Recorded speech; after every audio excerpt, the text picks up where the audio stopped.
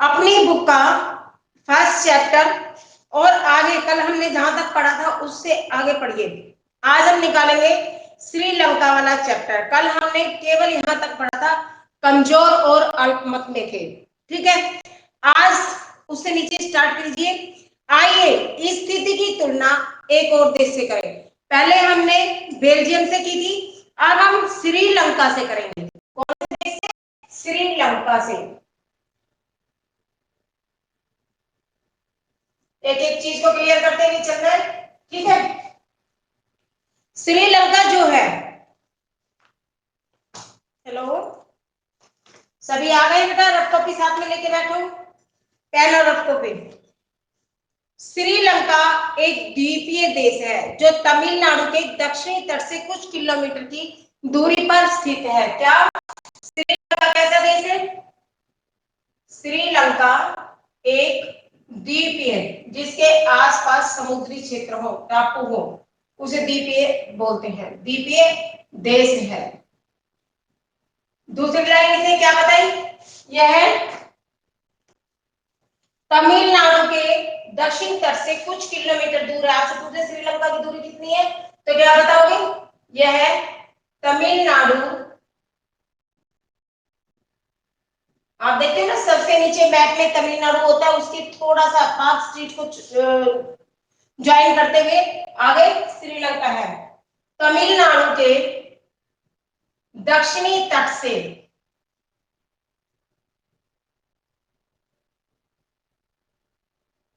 कुछ किलोमीटर ही दूर है।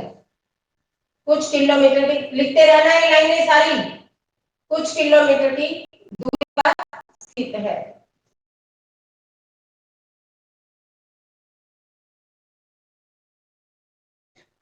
इसकी आबादी करीब 2 करोड़ है, यानी हरियाणा के बराबर। उसकी हरियाणा से कम थी, बेल्जियम की।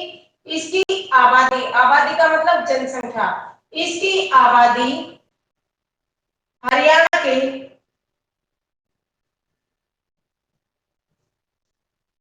बराबर है।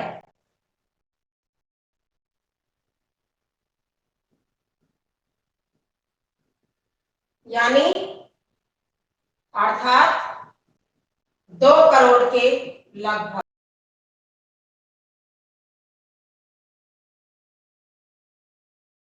तो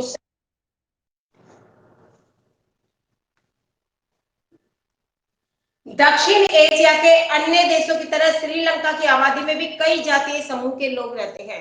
यानी जिस तरह से हमने बेल्जियम के बारे में पढ़ा, जिस तरह दक्षिण और देशों के बारे में पढ़ते हैं, उसी तरह से श्रीलंका भी है। यहाँ पर भी बहुत सारी आबादी के और बहुत सारी जातियों के लोग रहते हैं। सबसे प्रमुख सामाजिक समूह जो है वो है सिंगलियों का। किसका? इसी के पीछे यहाँ विवाद होगा, इसको नोटिस कर लें।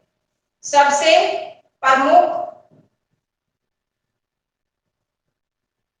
समूह किसका? सिंगलियों का। ये वहां के जातीय समुदाय थे, जैसे बेल्जियम में थे फ्रेंच बोलने वाले, डच बोलने वाले, ऐसे ही यहाँ पर सिंगलियों का कितना? 74% सिंगलियों का है, जिनकी आबादी कुल जनसंख्या का 74% फीसदी हिस्सा है।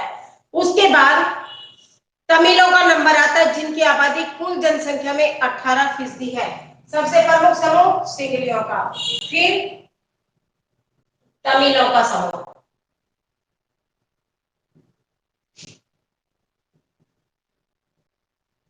जो केवल 18% है आबादी का।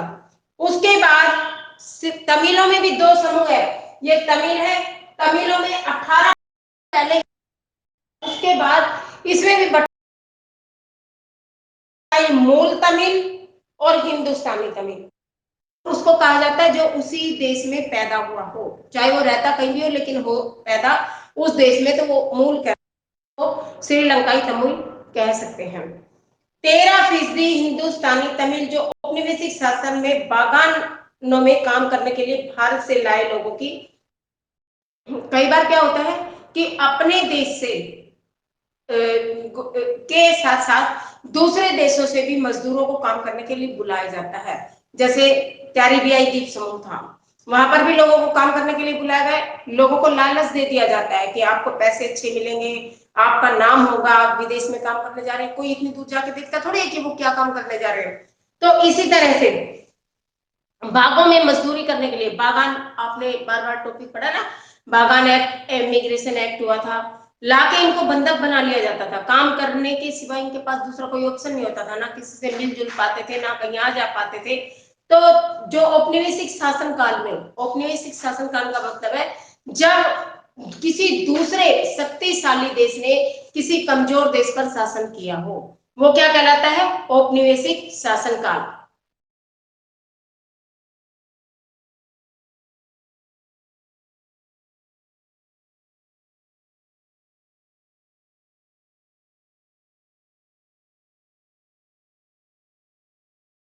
मैडम कहा है? Hello, hello. हाँ जी बेटा, आपको स्क्रीन दिखाई दे रही है? हेलो। हाँ जी, गुड मॉर्निंग मैम। हेलो। हाँ जी बेटा, आपको स्क्रीन दिखाई दे रही है बेटा? Hello.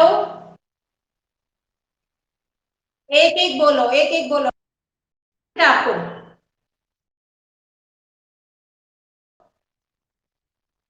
Hello, hello students. Hello. हाँ जी, देखिए, आज हमारा जो टॉपिक है वो है श्रीलंका। सारा बीच में थोड़ा थोड़ा सा नेट इश्यूज हो रहे थे तो क्लियर समझ नहीं आता, इसलिए दोबारा से लेते हैं इस टॉपिक को। देखिए, श्रीलंका जो है एक द्वीपीय समूह है। कैसे? जिसके चारों तरफ पानी हो, टापू हो, वो द्वीपीय देश कहलाता है। जैसे अब श्रीलंका के नीचे हिंद महासागर है, इधर बंगाल की खाड़ी है, इस तरफ क्या है? अरब सागर। तो ये द्वीपीय देश कहलाता है।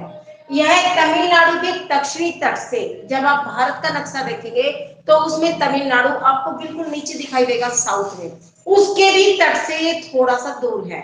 आप देखते हो ना, श्रीलंका भारत के मैप से एक पाक स्ट्रिप सी जाती है, उससे जुड़ा हुआ है। भारत और श्रीलंका एक पाक स्ट्रीट के माध्यम से जुड़े हुए हैं। वो ऐसी जो लाइन सी आती है भारत के नक्शे के बाद, उसके साथ इसकी आबादी, इसकी श्रीलंका की जो आबादी है वो हरियाणा के बराबर है। आप देखिए हमारे भारत में हरियाणा कितना छोटा सा है, उसके जितनी ही जनसंख्या श्रीलंका की है, लगभग 2 करोड़ के आसपास। और अब ज्यादा भी हो गई होगी, क्योंकि ये किताबें, हम तो किताबों के अकॉर्डिंग पढ़ा रहे हैं, तो ये बहुत टाइम पहले के, करंट में अभी मैं देख के आपको कल बता दूंगी। इसकी आबादी हरियाणा से भी ज्यादा है। सबसे जो प्रमुख समूह है, यहाँ पर जो विवाद का कारण बना, देखिए हर देश में जब भी कोई टकराव होता है, कोई संघर्ष की स्थिति आती है, तो क्यों आती है? उसका एक रीजन है, या तो विभिन्न जाति के लोग वहां रहते होंगे, जिससे जातियों में भेदभाव होता होगा, किसी को बहुत अच्छा समझा जाता होगा, श्रेष्ठ, किसी को बिल्कुल दबा दिया जाता होगा, दलित जैसे हमारे भारत में है, उच्च श्रेष्ठ जो जातियां हैं उनके साथ अच्छा व्यवहार किया जाता है, दलित और निम्न जातियां उनके साथ बिल्कुल गलत व्यवहार होता था किसी टाइम में, अब नहीं होता है। अब सबको समानता दी गई है, बल्कि दलितों को ऊपर उठाने के लिए सरकार ने भी काफी प्रयास किए हैं। इसी तरह से आप ले सकते हो पहाड़ी इलाकों का, वहां पर आदिवासियों के साथ अलग सा व्यवहार है। दिखने में जब हम कभी 26 जनवरी 15 अगस्त की परेड को देखते हैं तो हमें बहुत अच्छी लगती है उनकी झांकियां, लेकिन जो उनका जीवन है वो बहुत संघर्ष में है। उसी तरह से श्री, हेलो, आवाज आ रही है बेटा आपको? हेलो। हाँ जी, उसी तरह से श्रीलंका में भी विभिन्न धर्मों के लोग रहते थे।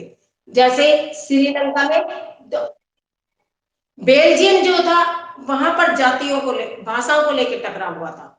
हमेशा या तो जाति के नाम पर, या भाषा के नाम पर, या धर्म के नाम पर। ये तीन ऐसे मुद्दे हैं जो हमेशा एक देश में गृह युद्ध जैसी स्थिति उत्पन्न करते हैं। बेल्जियम में भाषा को लेकर टकराव हुआ था, जब बड़ी मुश्किल से वहां स्थिति को कंट्रोल किया गया। श्रीलंका में धर्म को लेकर टकराव होगा। कैसे? देखिए, जो प्रमुख समूह है श्रीलंका में वो सिंगलियों का है। 74% लोग सिंगली है, सिंगली धर्म है, और इसको मानने वाले बौद्ध धर्म के लोग होते हैं, बौद्ध लोग होते हैं जो सिंगलियों को मानते हैं।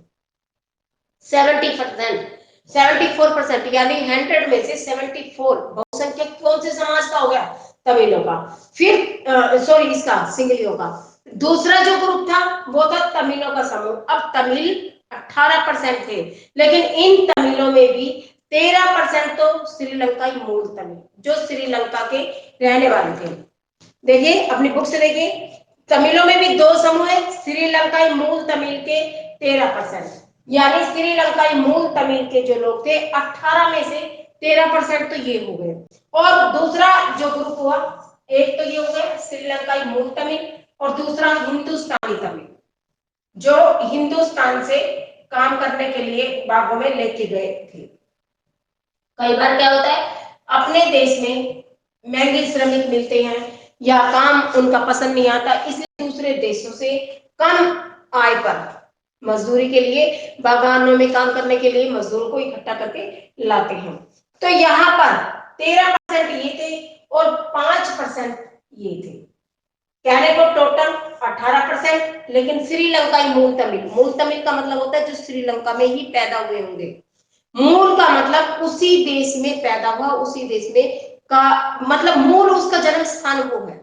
आप इतना समझ लीजिए, चाहे अब भारत में कोई पैदा हुआ है तो उसका मूल स्थान भारत कहलाएगा, चाहे वो रहता हो अमेरिका में, चाहे वो रहता हो लंदन में, लेकिन उसका मूल निवास स्थान को मूल स्थान क्या कहलाएगा? भारत। इसी तरह से श्रीलंकाई मूल तमिल 13% थे, यानी श्रीलंका में जो पैदा हुए होंगे वो मूल तमिल कहलाते थे और 13% लोग थे। हिंदुस्तानी मूल तमिल ऐसे तमिल थे जो उनको कहा तमिल गया क्योंकि वो हिंदुस्तान से काम करने के लिए कहाँ आए थे? श्रीलंका में। तो ये जो तमिल थे, एक हो गए वो जो श्रीलंका में पैदा हुए, दूसरे हो गए जो बाहर से काम लाए गए थे, उनकी संख्या 5% थी। औपनिवेशिक शासन काल में बागानों के लिए में काम करने के लिए भारत से लाए गए संतान है, लोगों की संतानें हैं, यानी बागों में मजदूर। देखो श्रीलंका में बाग है ज्यादा, नारियल के या आम के, किसी भी तरह के आसपास वहां समुद्री एरिया है, तो वहां पर बागान श्रमिकों की जरूरत पड़ती है। इसलिए जो भी बाहर से लाए गए काम करने के लिए वो लोग क्या कहलाए? हिंदुस्तानी मूल तमिल, जो हिंदुस्तान से गए थे या आसपास के इलाके से। मौजूदा श्रीलंका के नक्शे पर गौर करें तो पाएंगे कि तमिल मुख्य रूप से उत्तर और पूर्वी प्रांतों में आबाद है। यानी श्रीलंका के कौन कौन से अगर हम देखें तो हमें कहां कहां पर मिलते हैं?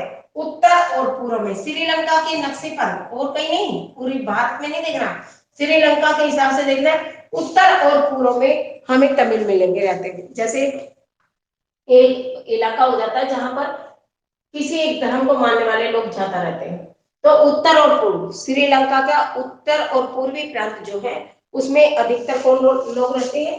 तमिल। अब देखिए तमिलों की संख्या कितनी कम है, 18%। उसमें भी ये दो भागों में बट गए, कुछ मूल तमिल हो गए, कुछ हिंदुस्तानी तमिल हो गए, तो झगड़ा तो होना ही है। जो ये है बहुसंख्यक, आपसे मैंने कल परसों बताया था कि बहुसंख्यक जिनकी संख्या ज्यादा है, और ये है अल्पसंख्यक जिनकी संख्या कम हो। किसी एक समुदाय में किसी धर्म को मानने वाले किसी जाति के लोगों की संख्या कम होना। अब अधिकतर जो सिंगली भाषा लोग हैं वो बौद्ध हैं। सिंगली भाषा को जो लोग बोलते हैं ये बहुसंख्यक भी है। ब्लैक बोर्ड दिखाई दे रहा है बेटा आपको? यहां तक दिख रहा है? ये बौद्ध धर्म को मानने वाले हैं।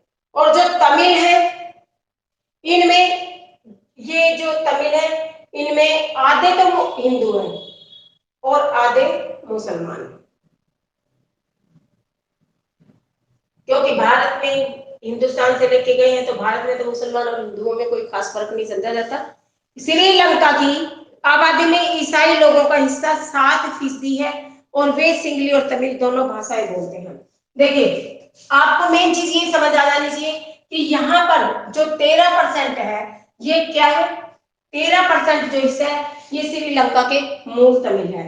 हिंदुस्तान के जो मूल तमिल है वो 5% है और 7% ऐसे लोग हैं जो ईसाई हैं। और ये क्या बोलते हैं? हिंदू। ये दोनों तरह के लोग हैं, हिंदू और मुसलमान।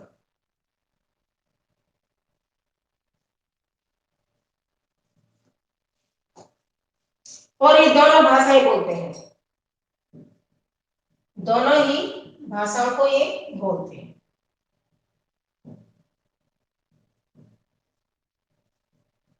क्लियर?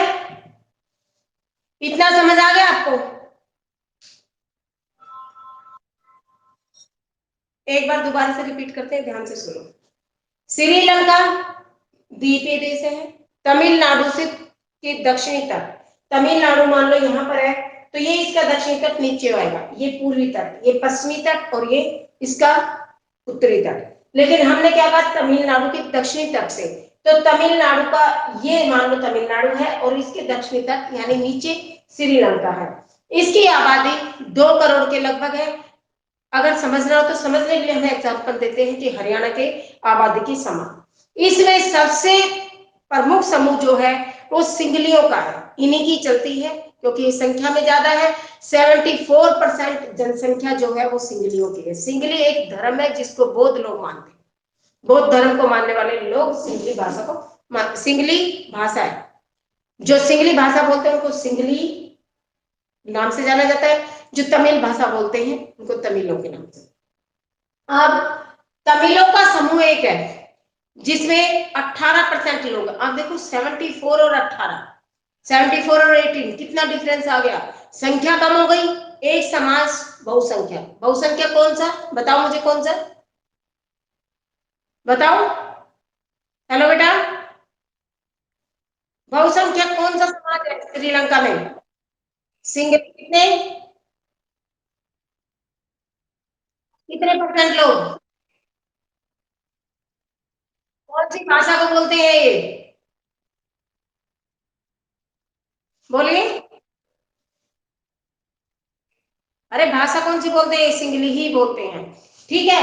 उसके बाद 18% लोग जो है वो तमिल है। अब तमिलों में भी 2 समूह है, एक श्रीलंकाई तमिल और दूसरे मूल तमिल।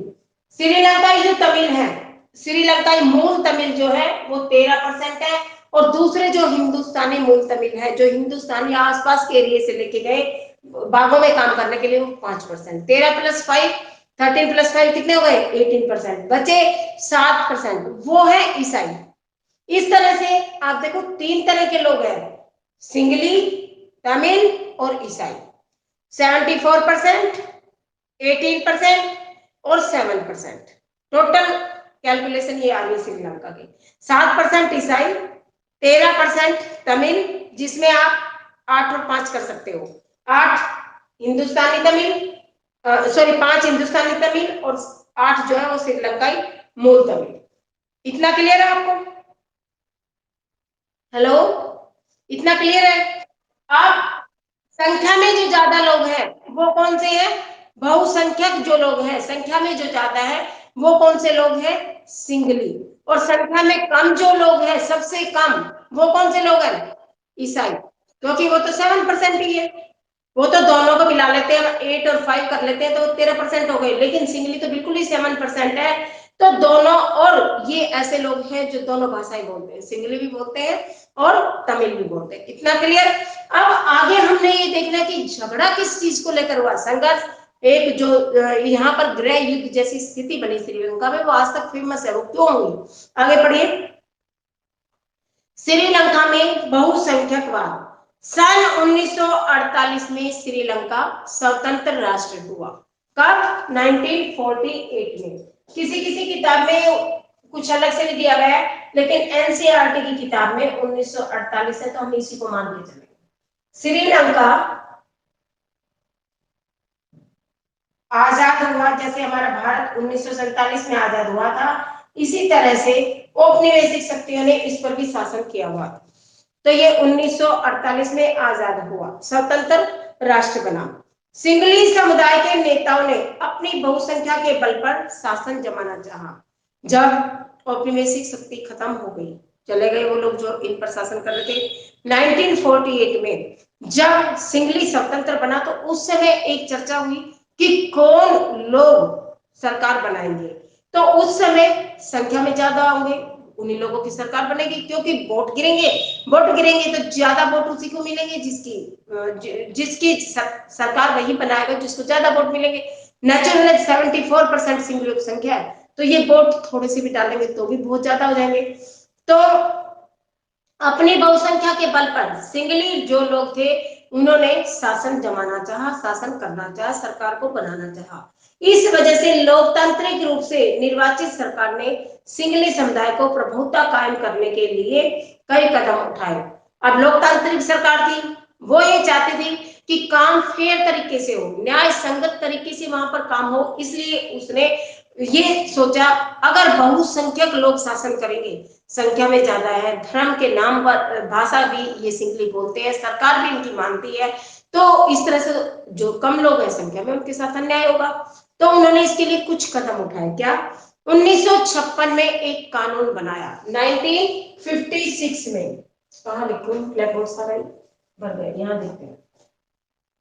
1956 में एक कानून बनाया, इसको हम ऐसे अंडरलाइन कर देते हैं, जिसके तहत कुछ शर्तें रखी गई और इनको थोड़ा सा सेल्फ डिपेंडेंट बनाने की कोशिश की गई। किनको?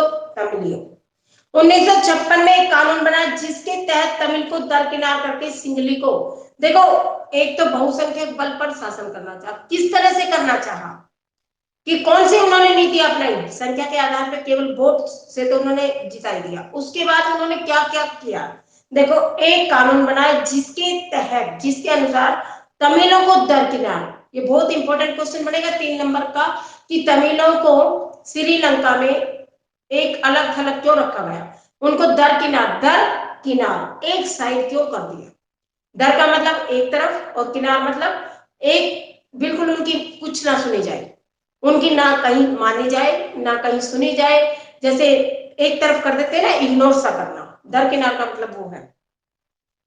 तमिलों को दरकिनार करके सिंगली को एकमात्र राजभाषा घोषित किया गया। देखो और गलत हो गया।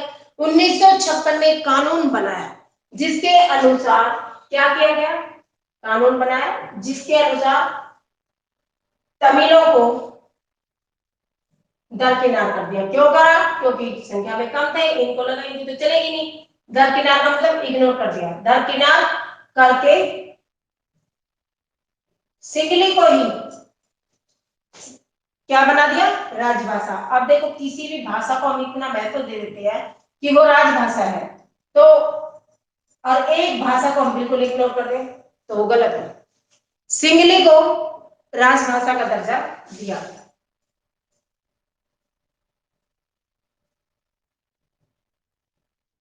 अभी तक हमारे भारत में राजभाषा है, राष्ट्रीय भाषा कोई नहीं है, ठीक है। इसी तरह से यहाँ पर भी सिंगली को एकमात्र राजभाषा घोषित कर दिया। और दूसरी चीज क्या की, देखो दूसरा एक और आप पॉइंट डाल सकते हो अपनी बुक में। पहला पॉइंट, तमिलों को दरकिनार करके सिंगली को एकमात्र राजभाषा घोषित कर दिया। दूसरा, विश्वविद्यालय और सरकारी नौकरियों में, विश्वविद्यालय का मतलब होता है बड़े विद्यालय, कॉलेज, उच्च शिक्षा जहां पर प्राप्त की जाती है, विश्वविद्यालयों में और सरकारी नौकरियों में किसको, सिंगलियों को प्राथमिकता देने की बात की गई कि जो सिंगली भाषा बोलते हैं, जिन्होंने सिंगली में एजुकेशन को लिया है, उन लोगों को पहले नौकरियां मिलेंगी, सरकारी नौकरियां भी, और जो बड़े कॉलेज हैं वहां पर एडमिशन भी सिंगलियों को पहले मिलेगा। प्राथमिकता का मतलब है पहले जो भी सीटें हैं पहले सिंगलियों को दी जाएगी, उसके बाद बची कुछ सीटों पर तमिलों को। नए संविधान में यह प्रावधान भी किया गया कि सरकार बौद्ध मत को संरक्षण और बढ़ावा देगी। देखो और तीसरी चीज नई निकल के क्या आई कि अन्याय तो किया ही, भाषाओं में असमानता कर दी, ऊपर से सिंगली को प्राथमिकता दी गई कॉलेज में और सरकारी नौकरी में, और तीसरी चीज तो सरकार ने हद कर दी कि बौद्ध मत को संरक्षण दिया जाएगा, क्योंकि सिंगली भाषा बौद्ध मत के ही लोग बोलते थे। एक धर्म को कैसे कोई इतना बढ़ावा दे सकता है, श्रीलंका की सरकार ने दिया कि बौद्ध मत जो है, जो बौद्ध धर्म को मानने वाले लोग हैं, उनकी सुरक्षा की जाएगी, उनको एक मतलब ऐसी विशेष ध्यान रखा जाएगा, उनका हर तरह से नौकरियों में क्या, उनका जहां भी समाज में सरकार की तरफ से उनको कोई नीड्स की जरूरत होगी तो उनको संरक्षण दिया जाएगा, चाहे वो सरकारी नौकरियां हो चाहे उनके एडमिशन की बात हो। तो इस तरह से ये चीजें थी।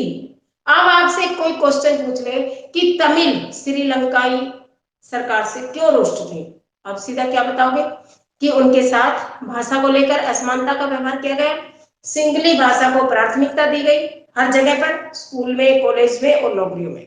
तमिलों को एक साइड कर दिया गया, दरकिनार। सरकार ने बौद्ध मत को संरक्षण देने की नीति अपनाई और तमिलों को बिल्कुल इग्नोर सा कर दिया। तीसरा, आप कह सकते हो कि हर जगह पर सिंगलियों को प्रमुखता दी गई। तमिलों के साथ ऐसा व्यवहार होता था जैसे कि वो श्रीलंका के निवासी ही नहीं है। अगर किसी देश में इतना अंतर होता है नागरिकों के बीच, तो बेस्ट सरकार नहीं कहलाती है, क्योंकि सभी मिलकर तो सरकार का चयन करते हैं। और एक सरकार, जो भी सत्ता में लोग आते हैं, उनकी ड्यूटी बनती है अपने नागरिकों की रक्षा करना, संरक्षण देना। तो सरकार कैसे भेदभाव कर सकती है अपने नागरिकों के बीच में? तो यहाँ आकर आपस में दोनों समुदाय में, दोनों ग्रुपों में झगड़े बढ़ने शुरू हो गए, क्योंकि एक को तो संरक्षण भी दे रही है, प्राथमिकता भी दे रही है, और उनको ऐसी सुरक्षा भी दे रही है, और दूसरा जो ग्रुप वहीं का रहने वाला है उसके साथ गलत हो रहा है। आप अगर एक छोटे से घर का भी एग्जांपल ले लो कि घर में 3 भाई हैं, एक के साथ बहुत अच्छा व्यवहार होता है, दो के साथ, सॉरी दो के साथ, क्योंकि वो दो ज्यादा संख्या में अच्छी सॉलिड पोजीशन है, और एक को बिल्कुल साइड कर दिया जाता है, तो धीरे धीरे झगड़े बढ़ेंगे। घर में भी होते हैं। तो ये तो एक देश है, यहाँ पर नागरिकों के साथ इस तरह का असमानता का व्यवहार हुआ, जिसके कारण धीरे धीरे झगड़े बढ़ने शुरू हुए। एक एक करके आए इन सरकारी फैसलों ने श्रीलंकाई तमिलों की नाराजगी को बढ़ाया। देखो, पहले एक फैसला आया, दूसरा कानून बना, तीसरा कानून बना, तो उससे क्या हुआ, श्रीलंका के जो तमिल थे वो संख्या में कम थे बेचारे। अब वो किसको कहें, जो बहुमत संख्या में ज्यादा लोग हैं वो इकट्ठे होकर एकदम से किसी भी चीज को मनवा देते हैं। तो क्या हुआ? अच्छा, टाइम हो गया बेटा, चलो इतना ही छोड़ देते हैं फिर। आज टाइम का पता नहीं लगा, इंटरेस्टिंग टॉपिक है, इंटरेस्ट लेके पढ़ोगे तो आपको एक स्टोरी टाइप लगेगा। ठीक है, लीव आओ बेटा। ठीक है, ओके, कल कर लेंगे, कोई बात नहीं।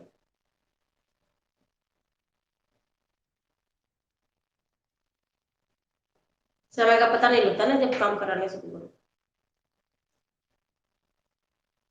हेलो। हाँ जी, छोड़ दो बेटा, छोड़ दो, क्लास आपकी नेक्स्ट स्टार्ट होगी, कल कर लेंगे पूरा, कोई बात नहीं।